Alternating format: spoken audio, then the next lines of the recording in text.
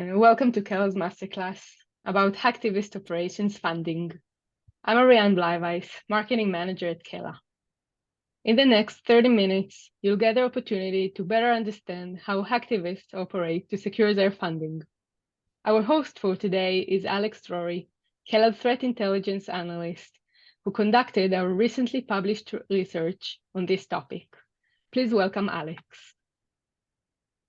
Thank you, Ariane, for the introduction. Good morning, good afternoon, everyone. As mentioned, my name is Alex, and I am an analyst here at KELA.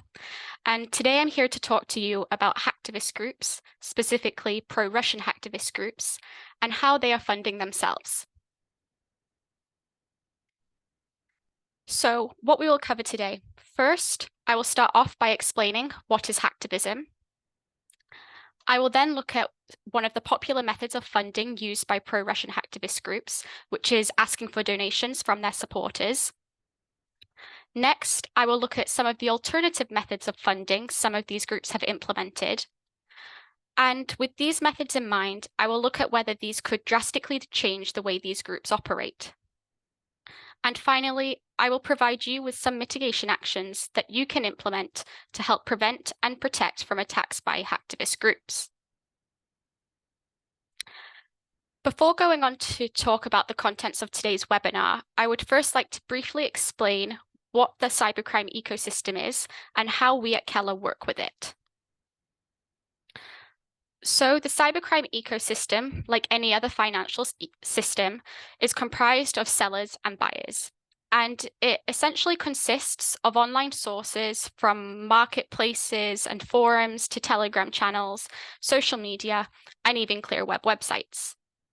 And you can find various things being sold in this ecosystem, including malware, database leaks, and tools that can be used to breach software. So where does KELA come in? KELA collects information from these sources 24/7 and ingests everything into our platform. This raw data is turned into structured data to allow organizations to monitor for their exposure in cybercrime sources. And this allows for timely mitigation measures when an exposure is identified. And KELA's insights serve various use cases, for example, cyber threat intelligence and vulnerability and attack surface intelligence. And you can explore some of the other use cases on KELA's website. So now into the content of today's webinar. And first, let's explain what is hacktivism, seeing as hacktivist groups will be the focus of today's webinar. So hacktivism occurs when activists use computer technology to further their cause. And hacktivists are groups or individuals who conduct attacks in support of their political, social, or religious beliefs. And they target a range of entities who they deem have done wrong. This could be multinational organizations, governments, and even terrorist organizations.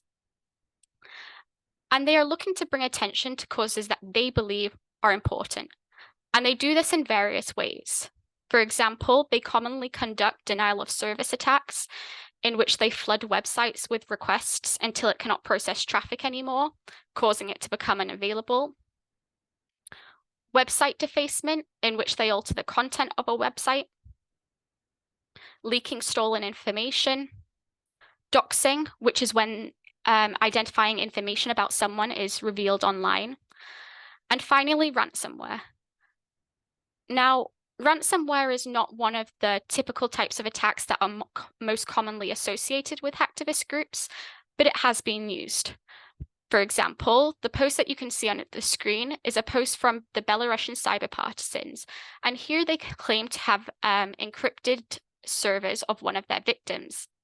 And here, instead of demanding a monetary payment in exchange for the decryption key, they were actually looking for the releasing of political prisoners. And this second screenshot that you can see on your screen now is a screenshot taken from a ransomware blog dubbed Malice Locker by researchers, which was identified in May 2023. And this ransomware targets companies and asks them to donate to a charity rather than taking a monetary payment for themselves. Hacktivist activity had largely been sporadic for many years. However, the Russia-Ukraine conflict significantly increased the levels of hacktivist activities, and we saw new groups emerging and existing groups re-emerging as they took sides in the conflict. And now, a year and a half into the conflict, the hacktivist activity has continued. And as mentioned briefly earlier, this presentation will focus on the pro-Russian groups. So, whilst I've mentioned that financial gain is not the primary motive of these groups, like anything, these groups need money to function, whether that be so that they can commit themselves to their mission and not need to go to their 9-to-5 job, for example, or so that they can pay members of the group, or just for the infrastructure that they actually need. They need to conduct their attacks. So with this in mind, how are these groups funding themselves? One popular method that has been used by various pro-Russian groups is asking for donations. And some groups have been doing this since the start of their activity, whereas for others, it is a bit more of a recent endeavor. And just to note, hacktivist groups are commonly active on Twitter, but they have also become active on the messaging service, Telegram. And on Telegram, these groups were observed asking for donations from their supporters. And in their posts, they share cryptocurrency wallet addresses, as well as bank account numbers, asking their supporters to donate. On the screen now, you can see a donation Telegram channel for KELA. KELA is a pro-Russian group that has been targeting Ukraine and its allies since the start of the conflict. And this specific Telegram channel is exclusively for donations alone, where they regularly update the cryptocurrency wallet addresses and bank accounts that their supporters can donate to. And I will also quickly go onto KELA's platform to show you some of the other groups that have posted to their Telegram channels asking for donations. So here you can see a post from Anonymous Sudan, and they are asking for support from their supporters. And they've shared various cryptocurrency wallet addresses that their supporters can transfer to. Separately, here you can see a post from KELA on their main Telegram channel from July 2023. And I'll just quickly translate this post now so that we can all understand it. And here specifically, you can see that they are looking to raise 355,000 rubles in order to purchase cloud web servers that will be used in their activities. And you can see that they've shared both bank account numbers as well as cryptocurrency wallet addresses. So now going back to our presentation. So now that we have seen that these groups are asking for donations, it is actually unlikely that these donations alone are a sufficient enough means of funding for these hacktivist groups to survive off. For example, another pro-Russian group, Phoenix, have stated on their Telegram channel that the amount they earn from donations is negligible. Also, KELA have actually stated on several occasions that they do not have enough funds, and in at least one instance have stated that they cannot live off donations alone. The post that you can see on your screen here is a post from the leader of KELA, Kill Milk, in September 2022, in which they actually announced the suspension of their activities due to a lack of finances.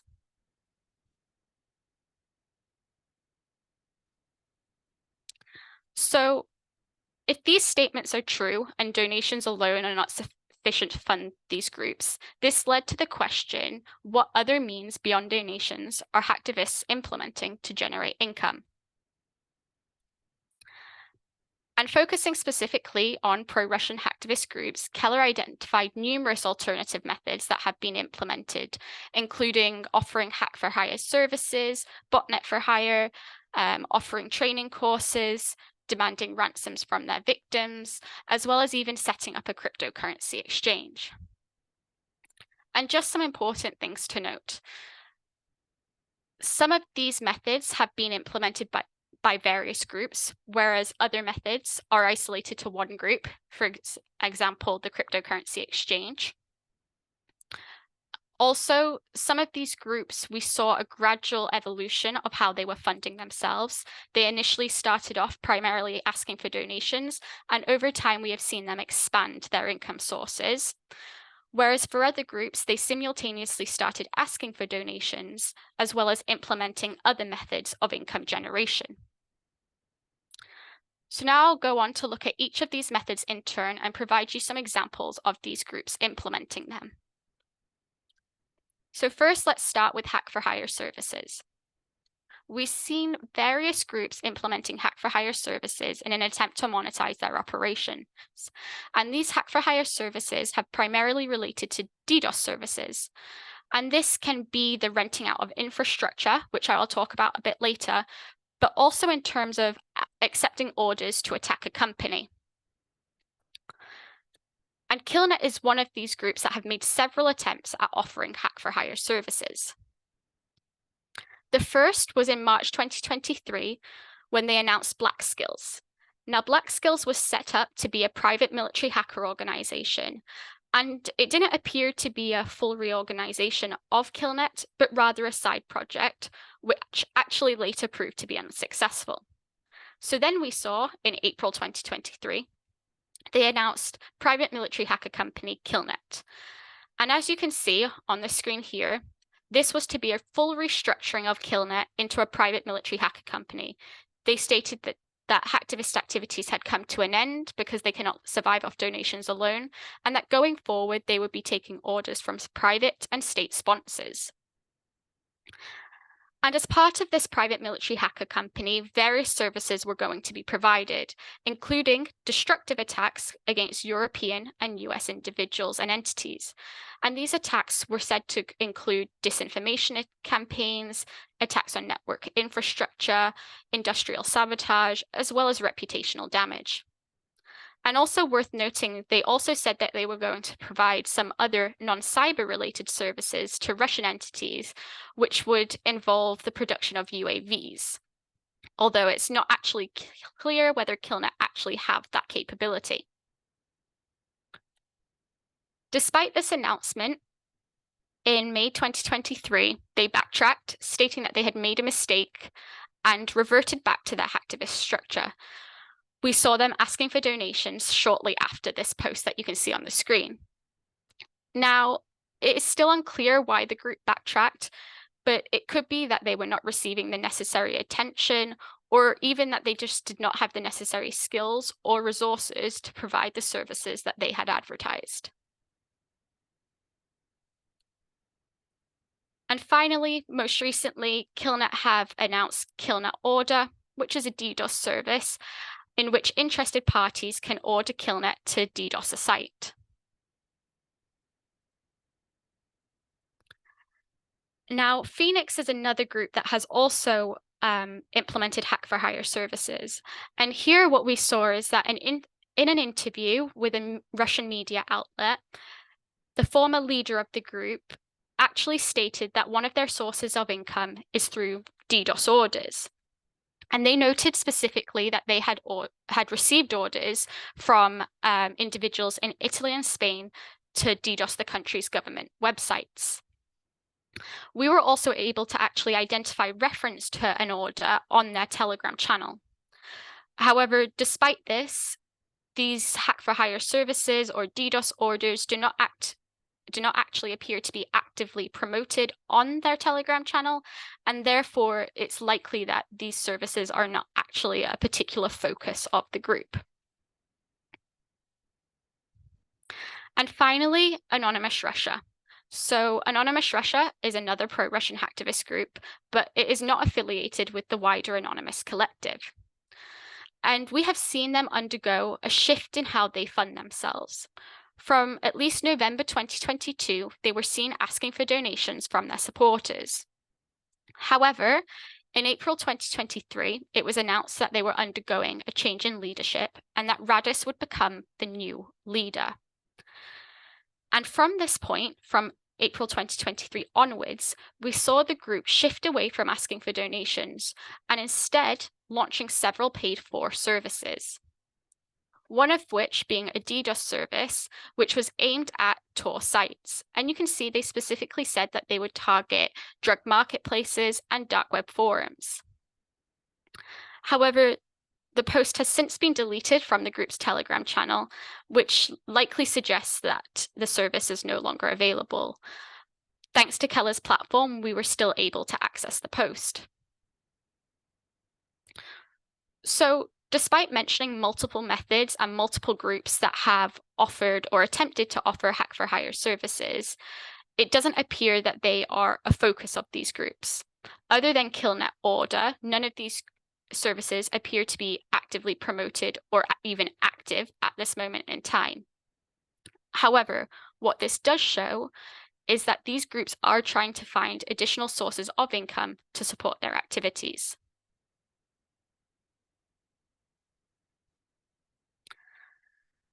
So another form of DDoS for hire services we have seen some groups implementing is when they sell access to their botnet. So what is a botnet? A botnet is a network of compromised devices which are infected by malware and that are under the control of an attacker. And each compromised device is referred to as a bot. And these botnets can be used for various purposes, including to conduct DDoS attacks. We identified several groups selling licenses or tariffs to their botnets for buyers to use, one of which being Radis, the leader of Anonymous Russia, who developed Tesla botnet, which has been advertised on Anonymous Russia's Telegram channel. So Tesla botnet was released in April 2023, developed by Radis, as I said, and there are 3 tariffs available for purchase. However, despite stating that we had seen a shift in Anonymous Russia commercializing some of their operations from April 2023 and looking beyond donations to fund themselves, there are indications that this might have actually changed since July. Specifically, indications that Tesla botnet is no longer affiliated with Anonymous Russia. So after a period of inactivity in July, it was announced that Radis is no longer the leader of the group. And therefore, seeing as Radis is the developer of Tesla botnet, there is a possibility that this funding no longer goes to Anonymous Russia. The group is still active, however, it remains to be seen how this change in leadership may impact how the group funds itself going forward.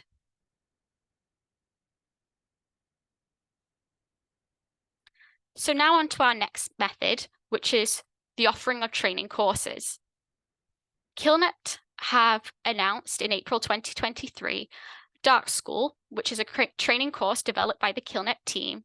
And you can see that it consists of 9 different courses covering various topics, for example, DDoS, carding, OSINT, as well as social engineering.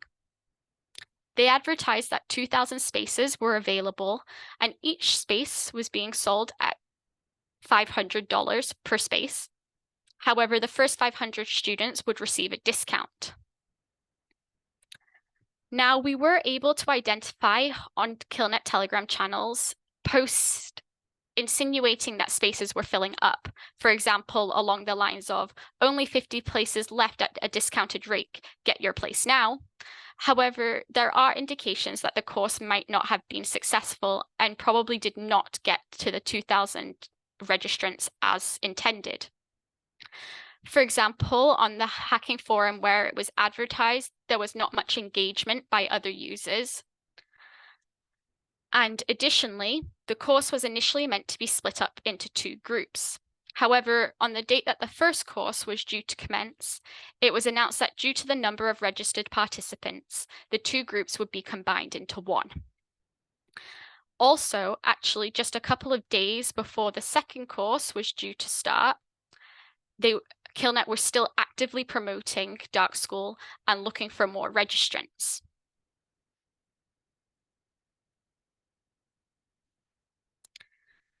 Phoenix have also been seen selling training, and their training was personal consultations with their former leader, Chapev, and these were offered in both May and April 2023.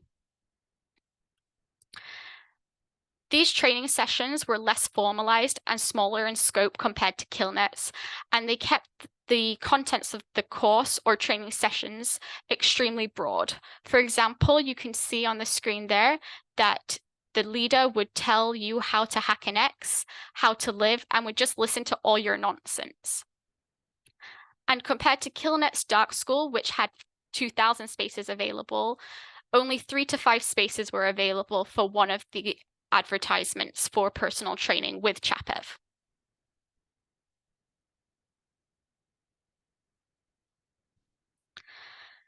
Numerous groups, including KILNet, Phoenix, and Anonymous Sudan, have also been seen demanding ransoms from their victims. And this can be a ransom in exchange for stopping a DDoS attack, or it could be to prevent the leaking or selling of data stolen during an attack.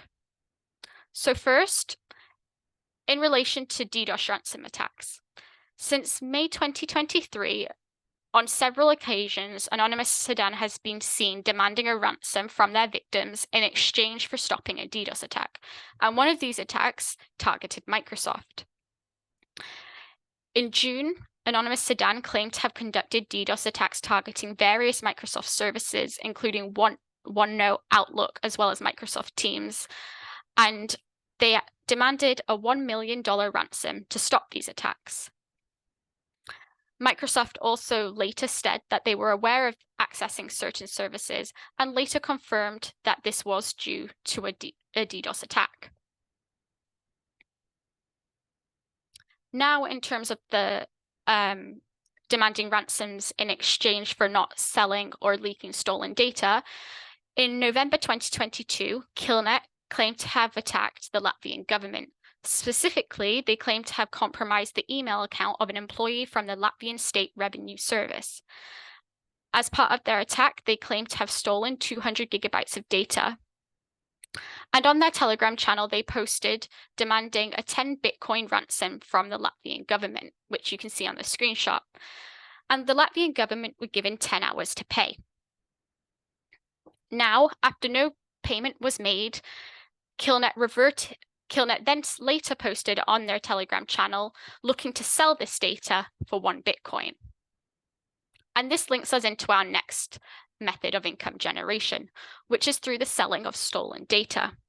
So as mentioned, in the case of the example of Latvia, this could be that these groups look to sell stolen data after a failed ransom demand. However, in other cases, we have seen these groups going directly to sale. In other words, not demanding a ransom from their victims at first.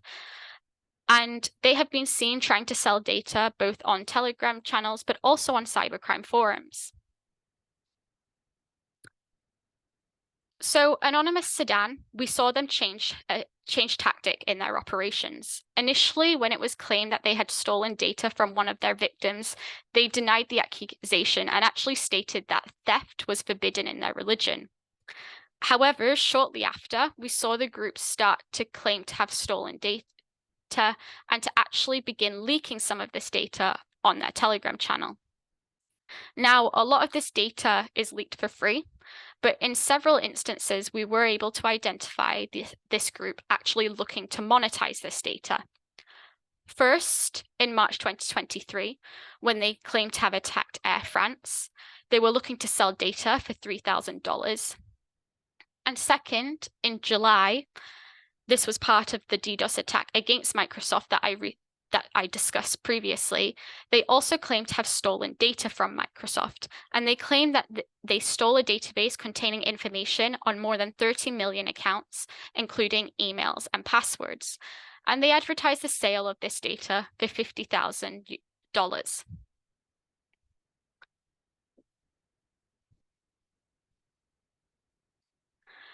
Another interesting method that we identified was through the streaming of attacks. And this is specific to the group Phoenix. So in April 2023, Phoenix announced that they would begin video and audio streaming their attacks.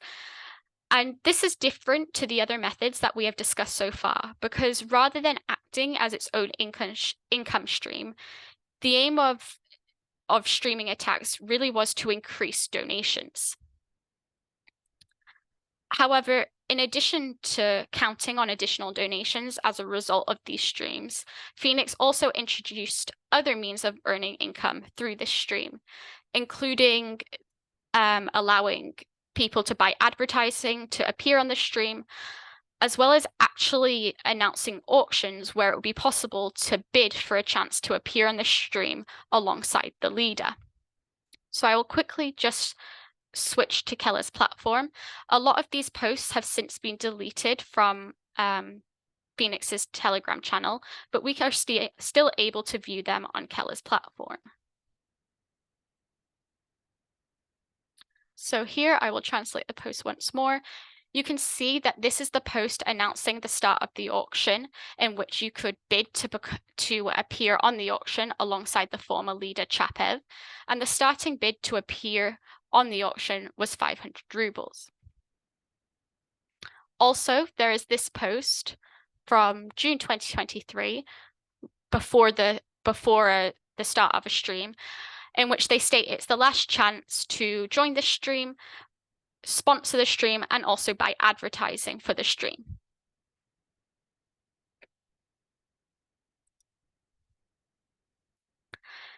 And Phoenix themselves stated that the aim of these streams was to increase the media coverage of the group, which they said would in turn result in an influx of funds. And they noted that these funds could be turned into medicines and drones for the Russian army.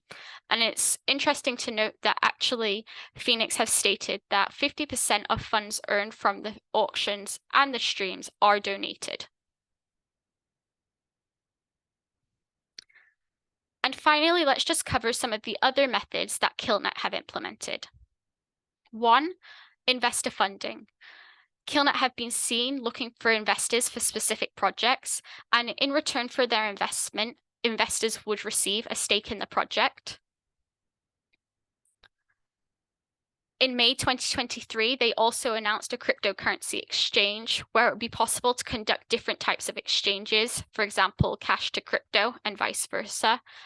And this exchange would also offer mixer services where people could wash their cryptocurrency. And finally, Infinity. Infinity is a hacking forum that was launched in December 2022 by KELNet and another hacktivist group. And there were various sources of income generation on the forum, including the selling of advertising spaces and also the opportunity for users to upgrade their account. 4 levels of statuses on the forum were available for purchase.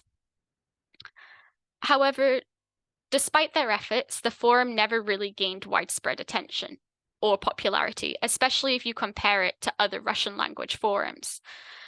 And possibly as a result of this, what we saw was that from February 2023, KELNet looked to sell Infinity. There is no indication that the forum was sold, but for a period of time, the forum was inactive. And actually, the domain was repurposed to advertise Tesla botnet, which we talked about earlier. And recently, it was actually announced that back in May, the project had been abandoned, but it has actually recently just been relaunched. However, at this stage, it still remains unclear if KELNet is involved in this Infinity version 2.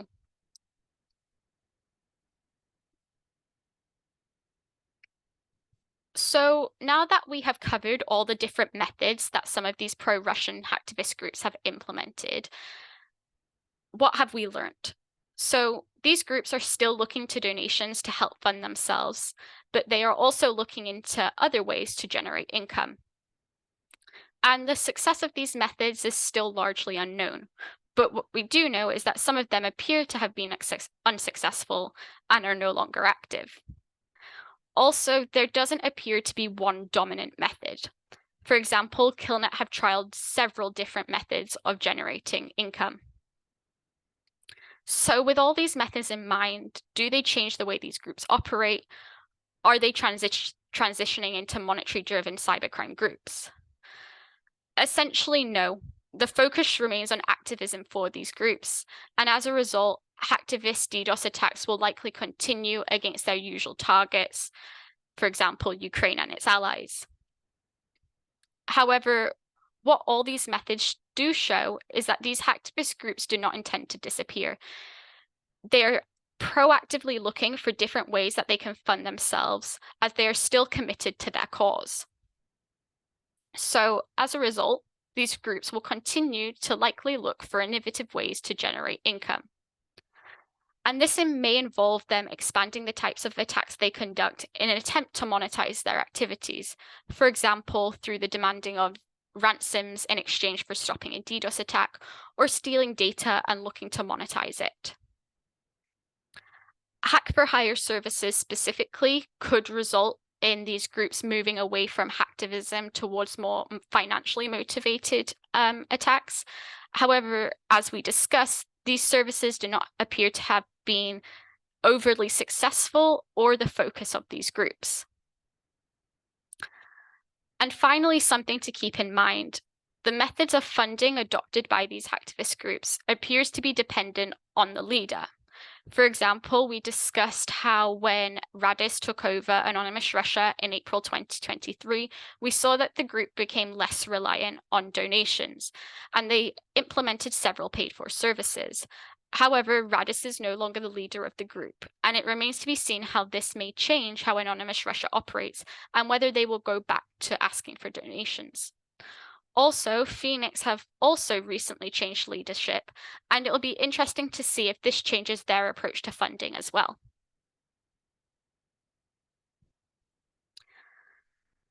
So if you have found this interesting and want to learn more, you can read our full report on this topic, which includes some more examples. You can download it off our website, or you can scan the QR code, and I'll leave this here just a second so that you can scan.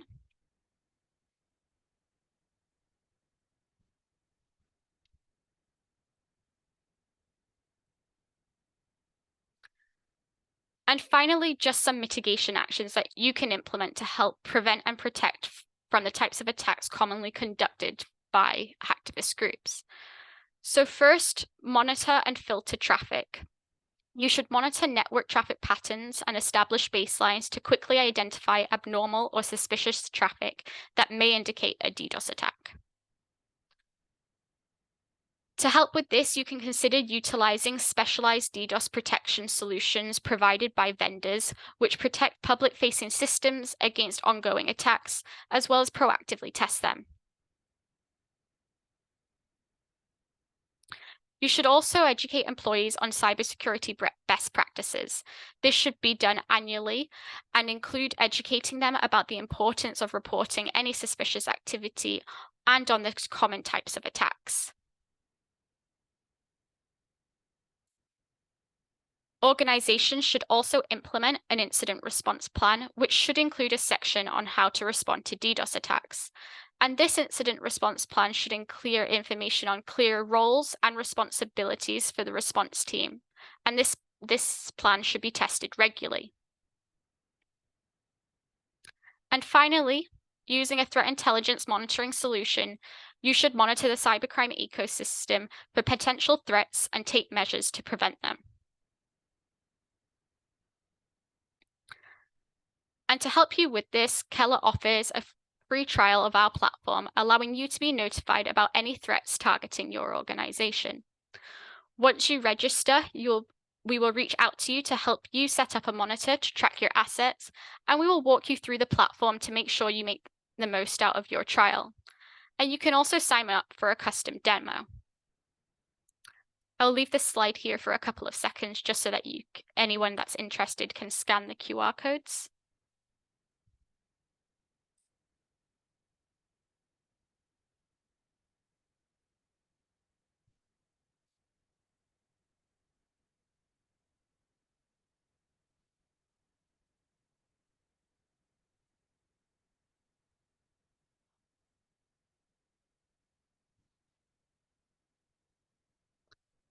Okay, and finally, we have a bit of time, so if anybody has any questions, I'd be happy to answer them.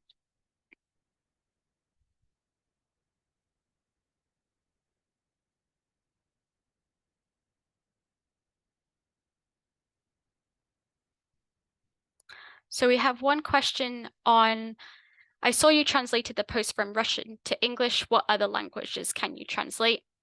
So we have automated translation for more than 100 languages. And as you can see, it is very intuitive on how you change the language in the platform. And if there are any questions about some slang or something that doesn't quite translate correctly, in our Cyber Intelligence Center, we have people speaking various languages. So we are always happy to assist with that.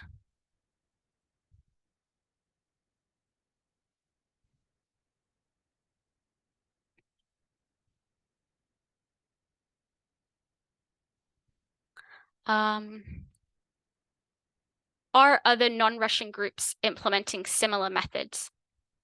So just a quick note, we focused on these specific groups because they have been very active in the last year and a half or so, and they are mostly new hacktivist groups. So we were able to track their behavior and we could see how they have evolved since the start of the conflict. In terms of non-Russian groups, Anonymous Sudan is actually an interesting example. Whilst it has partnered with KILNet, it claims to be a Sudanese group, and there are some researchers that actually believe it is a Russian group, but these haven't been proven. And actually recently, the group has apparently published proof that they are Sudanese. Also, our report has a section on the Arvin Club, which is a hacktivist group which targets Iranian organizations and how they have set up paid for subscriptions on their Telegram channel, as well as selling advertising space. So if you are interested in that, you can read the report.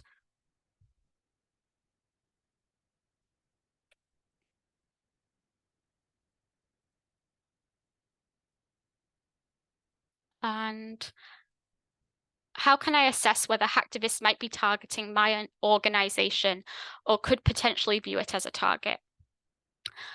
So first, using KELA's platform, you can monitor these Telegram channels of these hacktivist groups, and this can help you understand the countries that these groups commonly target, as well as the sectors.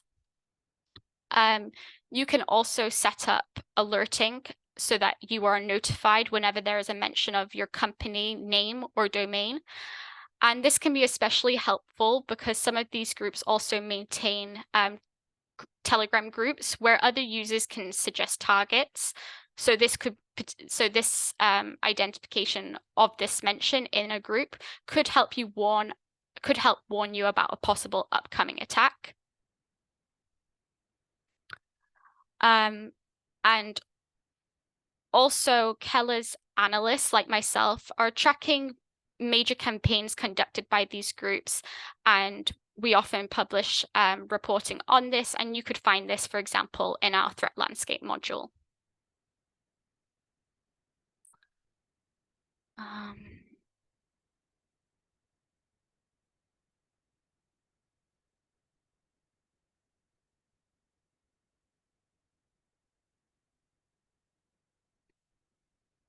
If no methods to collect funds seem to work for all of them, are there any signs for government funding from Russia? There have been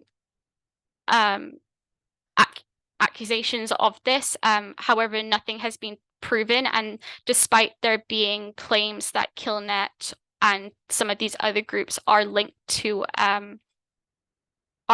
more directly to the Russian government, they also have not been proven.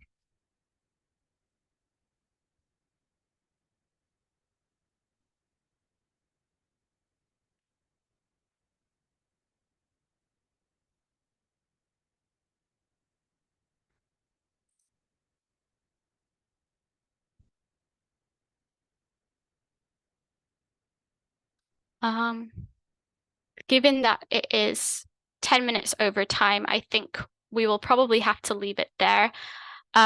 If there are any more questions, we would be happy to answer them. So please feel free to email us and we will, of course, get back to you. Thank you so much for joining. Really hope that it was useful and have a good rest of your day.